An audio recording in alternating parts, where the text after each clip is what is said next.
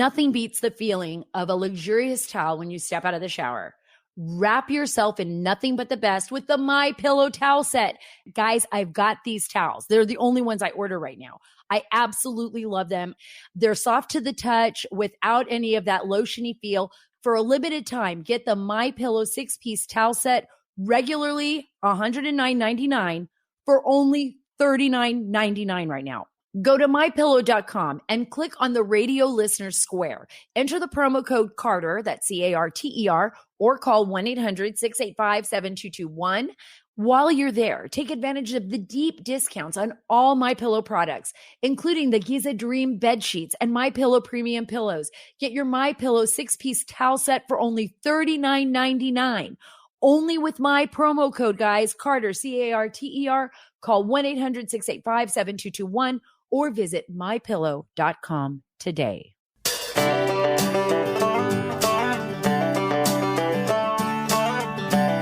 This episode of the Sara Carter Podcast is sponsored by the Tunnel to Towers Foundation. Never forget, join the Tunnel to Towers Foundation on its mission to do good in honor of America's heroes. Donate $11 a month at t2t.org. That's T, the number 2, T.org. I'm at the border again, and this time it is just as bad, if not worse, than the previous times I've been here. And I'm going to explain why on this show today. Because it is hotter than heck out here. I can't even begin to tell you how hot. The only critters that are having fun right now in this heat are the crazy fire ants that bit my toes today. But that's it. And usually when it gets this hot, when the humidity is so high, it's over 50%, and you have 111 degree temperatures or over 100, and it just feels like 120, I'm guessing. Usually the flow of people, migrants, illegal immigrants coming across the border slows down. This time it has not. It is not slowing down, which means that all the people coming across the border with their children are dehydrated beyond belief, sick, and some of them very close to death. I'm going to talk about that because that was the show that we recorded and a segment that we had on Sean Hannity, my good friend Sean Hannity's show last night, just to get the truth out there so that you know what's going on here along the border. And I'll fill you in on everything that happened and the woman that we came across. And I'll get you all those details coming up. I also want to talk to you a bit about, and I know this is something that you must be thinking about because I can't stop thinking about it. And it's really frustrating to me, the mask mandates. You do not want to miss what I have to report about the mask mandates, Nancy Pelosi, and this crazy talk coming out of the left to once again lock down our country, mask us up, keep us from each other. I don't know about you, but I'm really getting tired of it.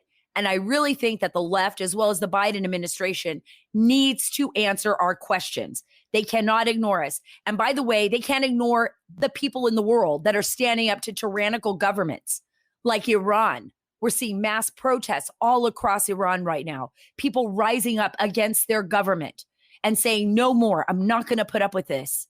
I mean, this is huge, folks. This is huge.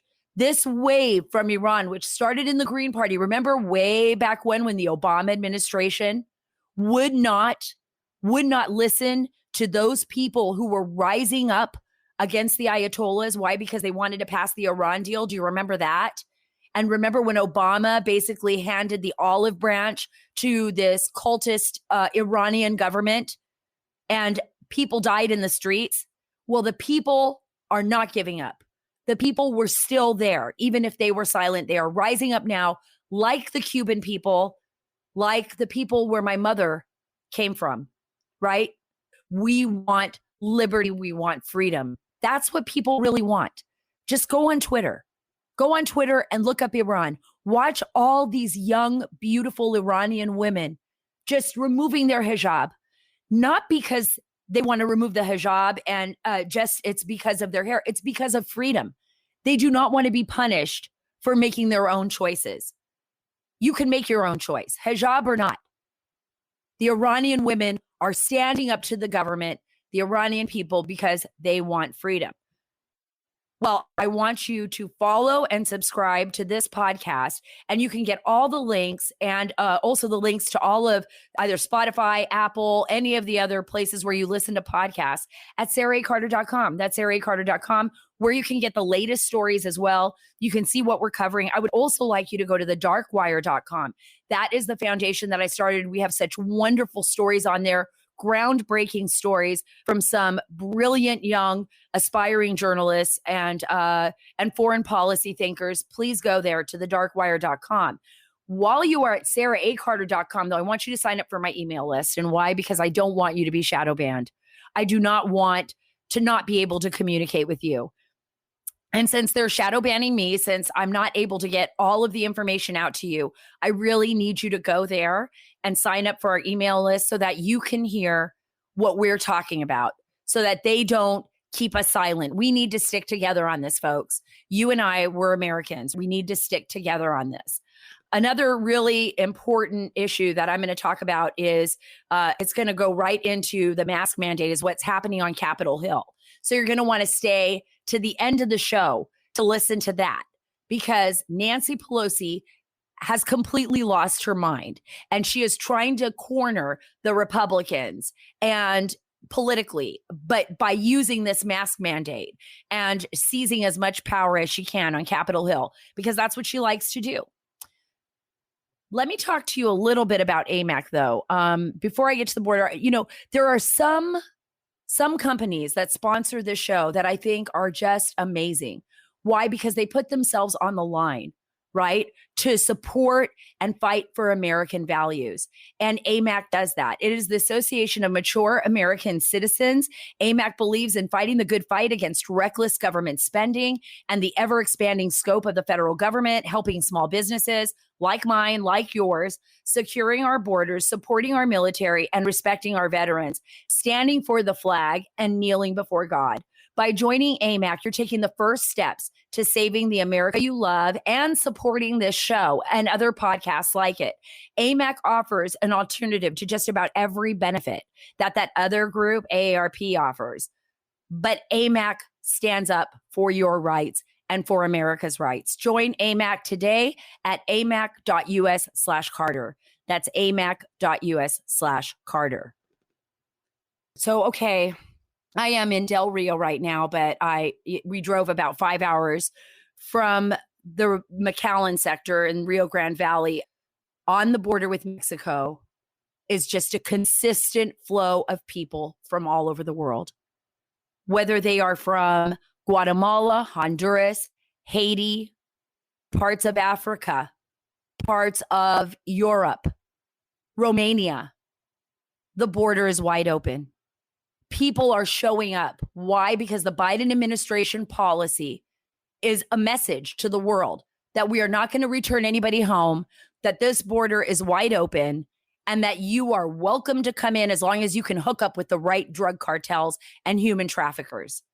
I want you to think about that. Right now, there was a story that came out that shows, and I actually verified this yesterday and the day before. I was so busy talking to Border Patrol agents, that there were 50,000 migrants released without court dates. And actually, my sources in the Border Patrol and throughout the DHS said that's a very low ball number. The number is basically closer to 100,000, because it's not about appearing in court. It's a notice to report. So let me explain this to you. Notice to report means that when they apprehend you, that being the Border Patrol, then you're transferred over to ICE. When you get this notice to report, because they can't hold you, there's not enough space here. There is not enough space here along the border to hold all the people that are crossing. They'll give you this little paper. They'll say notice to report. You say, I'm going to Baltimore. And basically, ICE will list the maybe 2 or 3 offices that they have in the city of Baltimore, for example. And you're supposed to go there and report yourself to them. Well, that's not going to happen. No one's going to do that. There's a difference between notice to report and notice to appear. A notice to appear means that you have been logged into the system and you're supposed to appear at a court and fight for whatever immigration status you're fighting for, which is usually asylum. Because once somebody applies for asylum, they can't be removed. That's the whole trick of the thing, right? If you apply for asylum and you know the tricks, you know the game, the drug cartels, the human traffickers have already given you that information. You pretty much can say whatever you need. You could say, I'm a political prisoner. I am a prisoner of whatever. My husband's been beating me. For example, another big one is basically saying that, you're gay and you have to stay because in Nicaragua or Guatemala, they don't respect your rights. So it could be anything. I'm just throwing it out there. Just about anything. And then you can stay in the United States. Religious persecution is also another big one. And by the time you make that claim, and because there's so many people to process, they just let you stay. So don't be fooled. Do not be lied to by the federal government or anybody else. The people that are coming across are being released. They are literally being released. When I was down at the border several days ago, we were just heading up to some private property. I hadn't seen my friend Junior in a while. Hi, Junior on Zalduas. I know you're listening to this podcast. And Junior's great. Junior, actually, I've known him for many, many years, since 2013. And I thought, you know what? I'm just going to go stop by Junior's property. I honestly was not expecting to see anyone at the border. It was just so hot. I mean, I felt dehydrated after 15 to 20 minutes outside of the vehicle. And I was just dripping in sweat. I have this amazing young intern who was with me, shadowing me, Shiva. She was just incredible. She was out there braving the heat of the Rio Grande Valley and also dealing with the bugs and everything else. And she had been with me the night before. We really didn't see a lot of people. And I wasn't expecting to see anyone in this heat. I was so wrong. We drove up that road up to the property along the Rio Grande. This is near Anzalduas Bridge in McAllen area. I think they call it Granjeño. And up the road were coming groups of people. I think the first group we saw was about 13 or 14 people with children, severely dehydrated, but they did have some Pedialyte with them for their kids. And they were, so if I sound a little raspy, I've been working off for 3 days now, just so you all know out there what's going on with my voice. And it's been exhausting, but they were tired. They were sick. They were hungry. They wanted some food. They had a cough. They said some of the children had fevers. They weren't feeling that well. And could it have been heat stroke? Could it have been COVID? Who knows? I'm not a doctor. And, we were able to get them some water and they were able to complete their journey up to Border Patrol, but not before one of the gentlemen I'd asked, are there any more groups coming up behind you? And one of the gentlemen said, well, there was a lady with us, but she collapsed on the road a mile and a half back. And so they didn't know what had happened to her, but he had a picture of her because he was going to report it. So he showed me the picture. And at that point, Lieutenant Olivares was with us, Chris Olivares, he's with Texas DPS, Department of Public Safety. He and some other folks that were with us took off to go down to the area to see if they could find her. And you guys got to know this Rio Grande Valley area, it's just brush and bugs and thorns and roads going in every direction. Like it's just like a crapshoot, when you're trying to find someone. And luckily enough, she was on the main road. She wasn't off the road. So that was making it easier for us. So they take off. And then shortly after I finish talking to the group and they leave, we take off to go find her. And I arrived just as the lieutenant and the others have arrived. And this woman is just bleeding profusely from her nose. And it was nonstop. She was severely dehydrated. Her heart rate was extraordinary. I mean, it was moving really, I bet it was around 120. We were trying to time it, but we didn't have a watch on us. But it was just, she was very, very ill. Let's just put it that way. It was very harrowing. It was like a little bit traumatizing because we're in the middle of nowhere. You can't get 911. Right? You can't get 911 on there because every time we dialed 911, no matter who dialed 911, we were getting Mexico's 911 and they couldn't come across the river to help. So we had the Lieutenant Olivares contact Border Patrol. Thank God a Border Patrol EMT eventually arrived. But I was sitting with this woman, talking with her, trying to calm her down. She had a 2-year-old daughter. Shiva was really great. And I mean, here's this young intern. She's helping this little girl and talking to her. The little girl has a cough. You know, her aunt and uncle are there with another small child. And I'm afraid this woman's going to die. And all we can do is sit with her, cool her down, wipe the blood off of her, ensure that she's still conscious, that she's talking, that we can keep her occupied long enough until the EMTs arrive. And, you know, you become so overwhelmed, you kind of forget about yourself. You forget about everything else that's going around you. But it was so important, I think, for that story to reach the American people, because this isn't just about numbers crossing the border. These are people. They're being played as much as we are being played. It isn't like I sat around this poor woman from Guatemala or Honduras, isn't sitting around with another group of people planning to, you know, what some people say, invade the United States or whatever. That's not it. They're just trying to find a better life. And they've been lied to. They've been told, well, actually, let's just say they haven't been lied to. Because even if the human traffickers and the drug cartels are advertising all over social media that they can come to America and stay, they're actually telling the truth. That's the sad story. The sad story is that the Biden administration has made this possible, that every single one of us is being played and that people are dying because of it. You know, I was talking this morning to Katie Hobbs.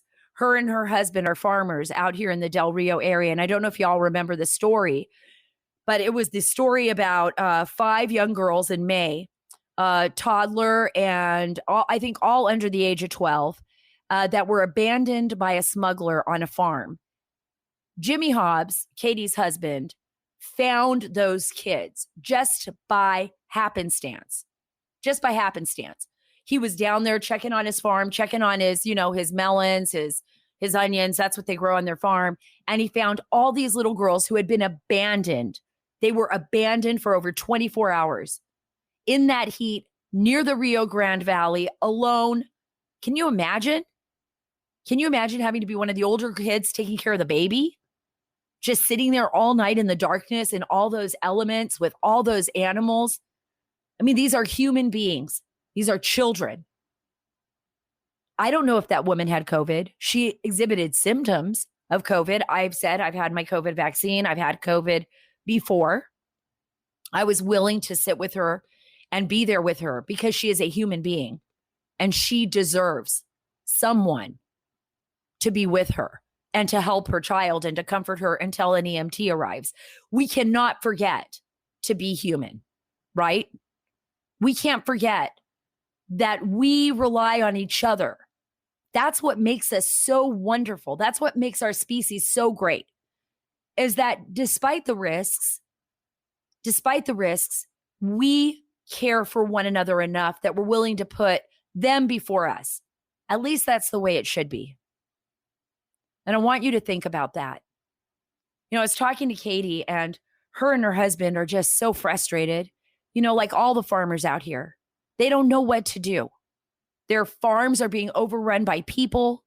Katie can't even leave her house. She says, I literally have a huge plot of land on the Rio Grande Valley, and I can't even ride my horse on it anymore. I can't go further than the 1 acre of property where my house sits because I'm scared. Because I don't want to run into 60 or 100 men crossing my property. What am I going to do? Even if I have a gun, what am I going to do? And she has a granddaughter that lives with her. What's going to happen then? People, just strangers walking across your land. And what about the people that are dying on the way here? I was just talking to Lieutenant Chris Olivares about this, and he was going through some paperwork, and there was a young girl that fell off of a train the other day. Her leg was run over. It was literally ripped to shreds. Her leg, I mean, the pictures, I saw them. It was ripped to shreds. There is nothing good about what's happening here at the border. Nothing good at all. And by the way, the city's overwhelmed with officers from other states that are just trying to help out the Texas Department of Public Safety. You know, those resources are being depleted. Katie's like saying what everybody else here is saying. What if something happens to my family member and I need to call an ambulance and there isn't any available because they're all at the border? What's the federal government going to do for me? What is the state going to do for me? What can we do? This is up to President Biden and Vice President Kamala Harris, because no matter how hard Governor Greg Abbott tries to lead this fight, which he's doing awesome, by the way, I went out and I saw this amazing fence that he's putting up. But still, though, what is that? That's like a Band-Aid. It's the policy. He's doing everything he can to protect his state. That is his job as governor. Governor Abbott is doing his job. President Biden is not doing his job. The only job that President Biden has to do, the only thing that he is required to do, really required, is to protect the national security interests of the United States of America. And that means its people. And he is not doing that. He is failing at that. The reason why President Trump had America first was because, yes, America first. Then you can take care of everything else. You have to be a beacon of light and a beacon of hope for people, but to do things the right way. Not to have kids falling off of trains and disappearing and their legs being cut off, or have women trying to make it across the border with their babies who may be sick with COVID or God only knows what else, dehydrating. How many people do we not find? We found that woman. Thank God. I think she would have died had we not just by chance been there. But how many children, how many women, how many people, like I found before when we were out here before, have died out in the brush with no one to find them, their families never knowing where they're at, just disappearing? How many people have to end up as slaves in America because the human trafficking organizations are working them here in the United States? How much fentanyl needs to cross the border and kill our children before we wake up and say no more? When does the madness end? It only ends when President Biden and Vice President Kamala Harris say it's going to end. Or maybe Susan Rice, right? Because I don't even know if President Biden's really in charge of anything right now.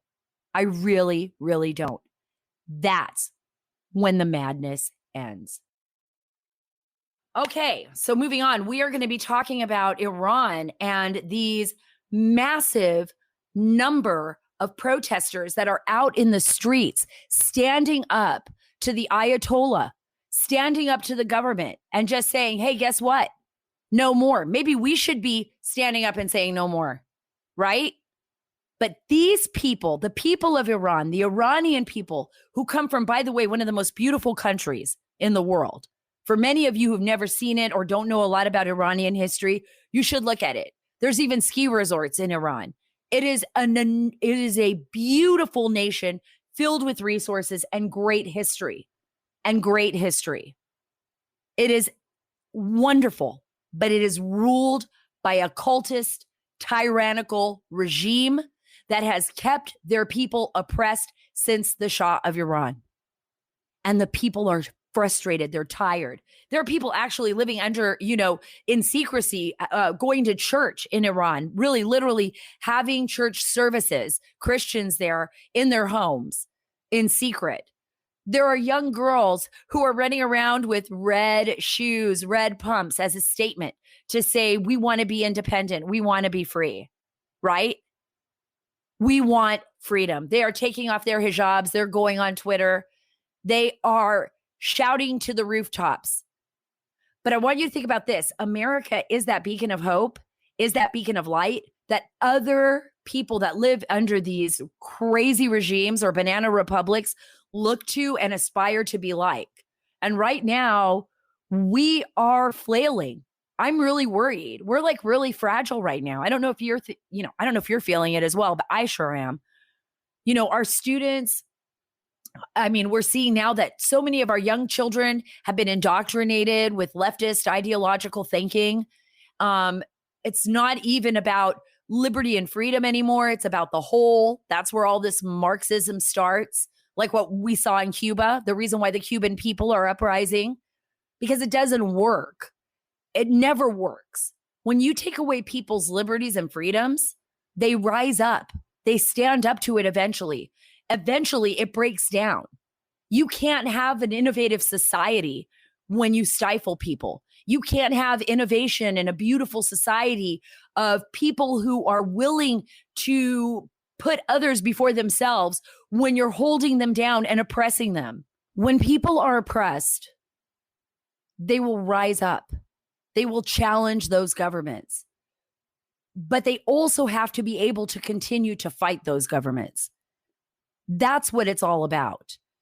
The people of Cuba, look at how they're suffering now. They're hungry. And when you're hungry, it's almost impossible to really fight back, right?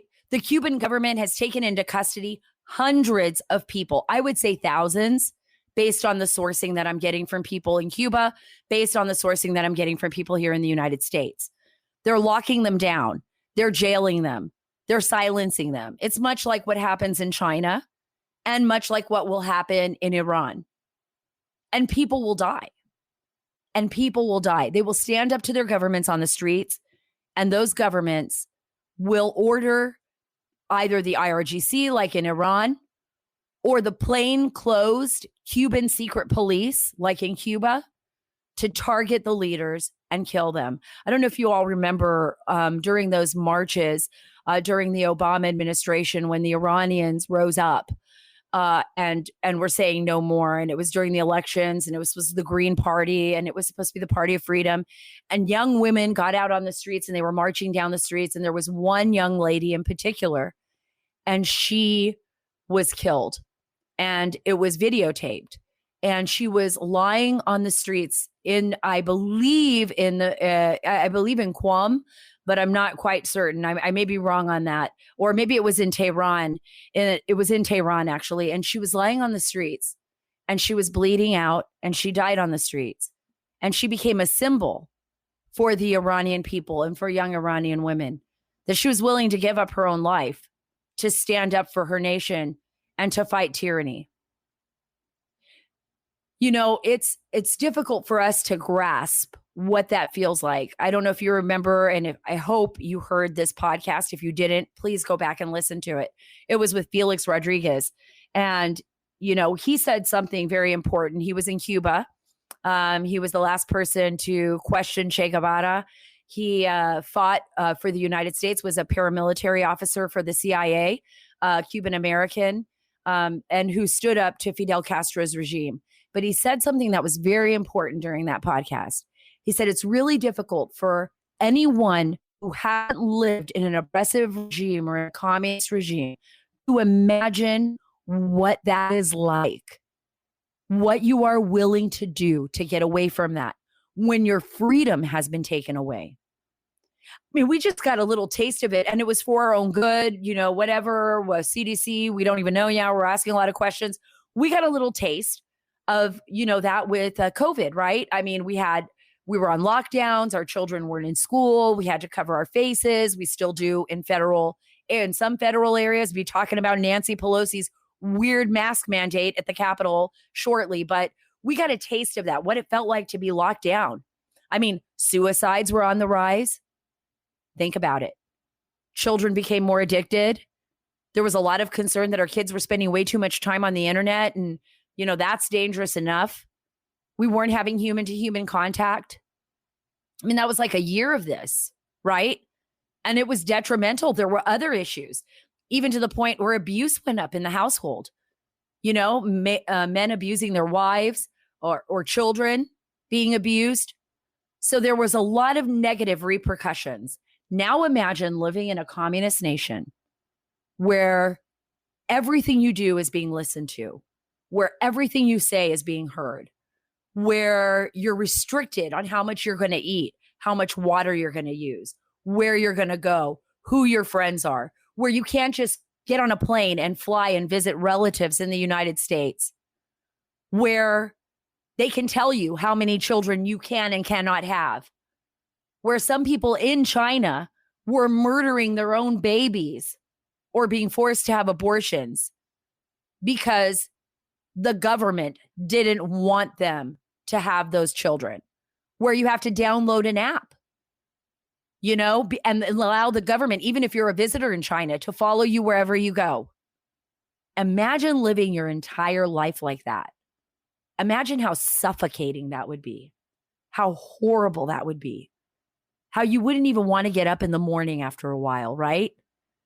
What kind of innovation? Would you really want to be like working extra work? There's no overtime. If you're a doctor, you're being paid the same as a janitor. Would you really want that life? Standing in Bernie Sanders bread lines? Watching your children go hungry? Riding a bicycle to the hospital with what happened to my aunt in Cuba who had pneumonia? Her husband had to put her on a bicycle with him. She died on the way to the hospital because she couldn't even get to a hospital because there was no ambulances. Not really. There wasn't enough. Not enough service. I want you to think very carefully about what's happening in Iran, what's happening in Cuba, what's happening all over the world, because that is a lesson for us. We never want to get to that critical moment. We never want to have our children or our grandchildren face that kind of tyranny from within. It's hard enough to defend ourselves from the enemies outside of our nation. We never want to try to defend ourselves from enemies within. I want you to think about that. Okay, so are all of you just as confused as I am about these vaccine mandates? Because I am so utterly confused about why, when we take the vaccine, we still have to wear the masks. And why now remember Fauci was no mask, then one mask, then two masks, then maybe three masks. Remember that? Now it's one vaccine, two vaccine, three vaccine. We're protected. What the heck is going on here?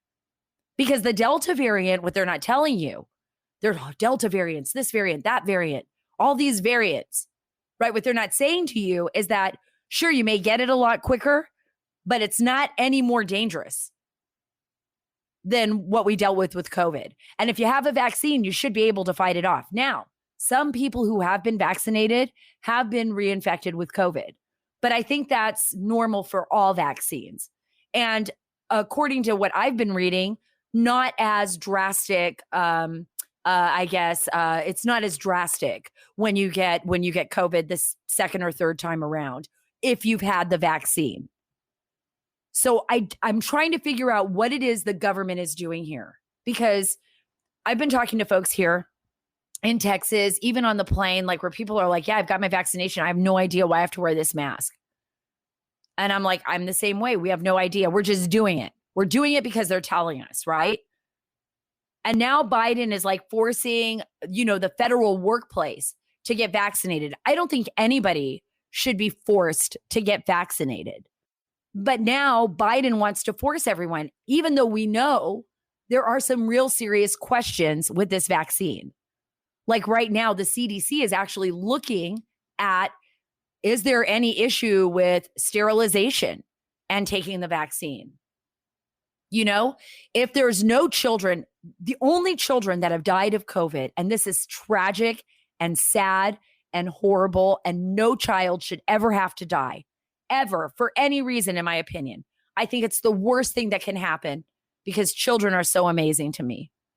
But the children that have died of COVID have actually had mitigating circumstances. And I think I was watching Tucker Carlson last night. I'm not going to give you a number, but the numbers were low because I don't have that exact number in front of me, but I'm sure you can look it up. But one life is too many lives. But still, though, the children that have died have had extenuating, mitigating circumstances, either cancer, very compromised immune systems. There was something going on. I don't want to see, if a parent doesn't want their child to be vaccinated, I don't want to see the federal government, like me, trying to force me to vaccinate my child. I don't think the federal government or the federal workforce should be forced by Biden to be vaccinated. That is an individual's choice. Just because you work for the federal government doesn't mean they own you. And by the way, President Biden and that entire bureaucracy in Washington, D.C., that big swamp, is paid for by us, the taxpayers. We are the taxpayers. They work for us. I say this over and over again. They work for us. We do not work for them. And I think we need to make that perfectly clear. I think we've lost control of this machine. I think the American people need to get back to what the founding fathers established and say, hey, guess what? No, that's not happening. You're going to answer my questions because my tax dollars are going to pay for those studies. Nope, not happening. Your job, Biden, is to protect our country's national security interests and every single American in this country. Get back to work, do your job, close the border first. I mean, it's amazing. They're not worried about that, right? I saw people crossing that border. They're being let go in La Jolla at Whataburger. At a Whataburger, somebody had to call the La Jolla Police Department because there was a family there. They were literally coughing. They didn't have masks on. Somebody wanted to see if they were okay. They went up. They found out they had COVID. And they were like, oh my gosh. So they call the police. They find out, the La Jolla Police Department out here in Texas along the border, that the hotels are filled with COVID patients. They have not been informed by the federal government. And people are being let go all across the nation. Do you think there might be a correlation between all the people crossing the border and the rise of COVID across these United States? And it's not just COVID we're worried about. What about other illnesses like multi-drug resistant tuberculosis and other issues that we're dealing with? Crime. I mean, I can go on and on and on. The government doesn't care. I've seen it with my own eyes. They're loading up the buses with people and they're just sending them away. And just like the stories that are breaking right now, where they're basically letting people go with an order to appear and no one's appearing, they're just going across the country. So when the federal government asks you to mask up and tells you that you have to be vaccinated, you need to turn around and ask your lawmakers and federal government, then why is the border wide open and why aren't you asking the same of them?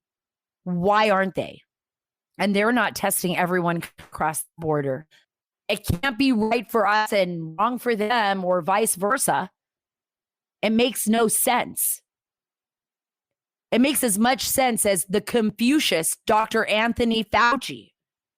He is the most confusing man on the planet, but everyone seems to completely lift him up to some kind of status where we have to kind of abide by Fauci's crazy talk. We're not even allowed to question it. There is nothing worse than just giving up and giving in. You guys, we cannot give up. We cannot give in. We can't be afraid to ask the right questions. And by the way, I want to ask Nancy Pelosi, what the heck is going on Capitol Hill? Because the Republicans and everyone else is sick of it. They're sick of her. Right now, she is asking U.S. Capitol police officers to arrest visitors and staff members who don't comply with her renewed COVID-19 mask mandate. Think about that. I mean, this is driving the Republicans crazy. And remember, some of them were fined. They're like, why do I need to wear, my mask if I've been vaccinated? Same question. Let me read this to you. In a policy that further enraged critics, cops won't arrest people on the Senate side of the Capitol where masks remain voluntary. Think about that. So on the Senate side, you don't have to wear a mask if you don't want to. But if you go to Nancy's side, where Nancy's wall was on Capitol Hill, in Congress, in the Rayburn building, wherever you're at, you got to wear a mask. Local DC officials also have not reimposed a citywide mask mandate. It's just her. The Bulletin for Police Officers says if a visitor or staff member fails to wear a mask after a request is made to do so, the visitor or staff member shall be denied entry into the House office buildings or on the House side of the U.S. Capitol. Any person who fails to either comply or leave the premises, get this, after being asked to do so, would be subject to an arrest for unlawful entry. Welcome to America, folks. This is wrong. This is wrong. It is insane. I hope the Republicans stand up to this, and I hope Democrats stand up to this and say no more. This is a power grab, and this is what they are doing across the nation. We have to open up our eyes. We have to say no more, or they better start answering our questions. Our children should not live as prisoners. We should not live as prisoners, and we should not be threatened by these ridiculous mandates being issued by these leftist Democrats that have absolutely no bearing, and they won't even help us, by the way. According to anybody who knows anything, if you've got a vaccine, that should be it. So now you got to start asking yourself why. In fact, I think all of you who are listening to this podcast should contact Nancy Pelosi's office and ask her where her medical credentials are from, and then ask her why people have to mask up on her side of the house. Again, thank you so much for being a part of the Sara Carter Show. I know today was a shorter one. We're going to get back. We have a lot of really incredible guests coming up on this show next week. And I'm not going to tell you who they are right now. I'm going to surprise you. It's going to be incredible. You're not going to regret it if you join me next week. And remember, you can follow me on Twitter, on Instagram. You can find all those links at saracarter.com. That's saracarter.com. And don't forget to download and subscribe to the Sara Carter Show podcast on Apple, Spotify, or wherever you get your podcasts. Thank you so much for being a part of the show. God bless you, and God bless our great nation.